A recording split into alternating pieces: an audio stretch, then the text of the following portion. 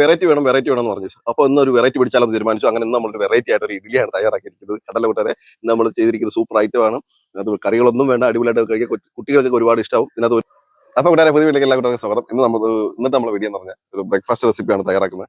അതൊരു സിമ്പിൾ ആയിട്ട് ഒരു വെറൈറ്റി ആയിട്ട് രീതിയിൽ ചെയ്തെടുക്കാം. നമ്മളുടെ റെസിപ്പിയുടെ പേര് എന്ന് പറയുന്നത് പറഞ്ഞാൽ മുട്ട ഇഡ്ഡലി, എഗ് ഇഡ്ഡലിയാണ് നമ്മൾ തയ്യാറാക്കാൻ പോകുന്നത്. അപ്പോൾ അതിനായിട്ട് നമുക്ക് ഒരു സവാള എടുത്തിട്ടുണ്ട്, ചെറിയ പൊടിയായിട്ടൊന്ന് അരിഞ്ഞെടുക്കാം.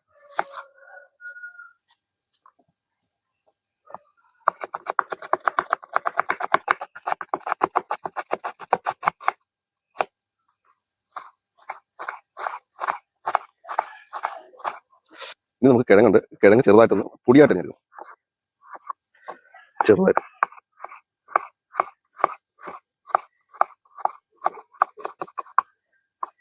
അടുത്ത് നമ്മൾ എടുക്കുന്ന ഒരു പച്ചമുളകാണ്, അതും പൊടിയായിട്ട് മതി. ഇത് വേണമെങ്കിൽ അവോയ്ഡ് ചെയ്യാനാണ്, ഇത് സ്കിപ്പ് ചെയ്ത് മാറ്റാം. അടുത്ത് നമ്മൾ എടുക്കുന്ന ഒരു ക്യാരറ്റ്, ചെറിയ ക്യാരറ്റാണ്. ഇതിനെ നമ്മൾ ഗ്രേറ്റ് ചെയ്തെടുക്കുക.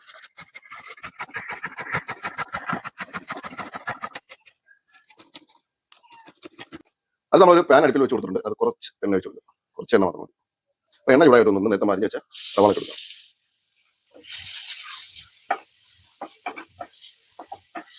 അതിൻ്റെ കൂടെ നമ്മൾ നേരത്തെ വെച്ചിട്ട് ഉരുളക്കിഴങ്ങ് ഇട്ട് കൊടുക്കുക, പച്ചമുളക്, ക്യാരറ്റ്,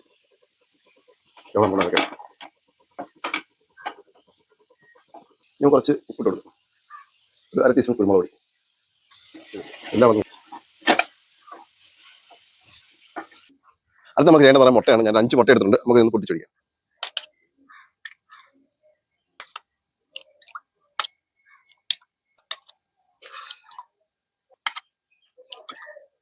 ഇനി നമുക്ക് ഒരു 1/4 ടീസ്പൂൺ കുരുമുളക് പൊടി, ഒരു നുള്ളുപ്പ് ഒന്ന് ബീറ്റ് ചെയ്തെടുക്കാം. ഇനി നമുക്ക് നേരത്തെ റെഡിയാക്കി വെച്ചിരിക്കുന്ന മിക്സിനകത്ത് കൊടുക്കാം. നമുക്ക് എല്ലാം മിക്സ് ചെയ്തെടുക്കാം. ഇഡലിക്കുട്ടം വെച്ച് ചൂടായി വന്നിട്ട് നമുക്ക് തട്ടിലോട്ട് കോരി കഴിക്കാം. ഓരോ സ്പൂൺ വെച്ച് നമുക്കിങ്ങനെ കോരി കഴിക്കാം.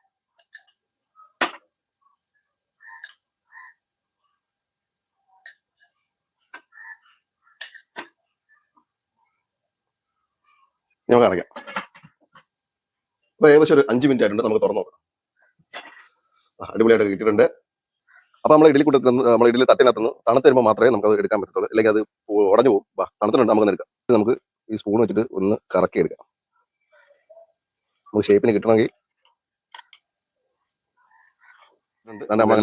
പ്ലേറ്റിലോട്ട് മാറ്റാം. ഒരു സാധനം ഒഴിവാക്കി കഴിഞ്ഞാൽ ഞാൻ പറഞ്ഞില്ല, മുളക് ഒഴിവാക്കി കഴിഞ്ഞാൽ അത് അവർക്ക് കുട്ടികൾക്ക് ഇഷ്ടംപോലെ കഴിക്കാൻ പറ്റും. അത് അടിപൊളി ടേസ്റ്റ് ആണ്. അപ്പോൾ നിങ്ങൾ ട്രൈ ചെയ്ത് നോക്കണേ. അപ്പോൾ പുതിയ വീഡിയോ ആയിട്ട് കാണാം കൂട്ടുകാരെ.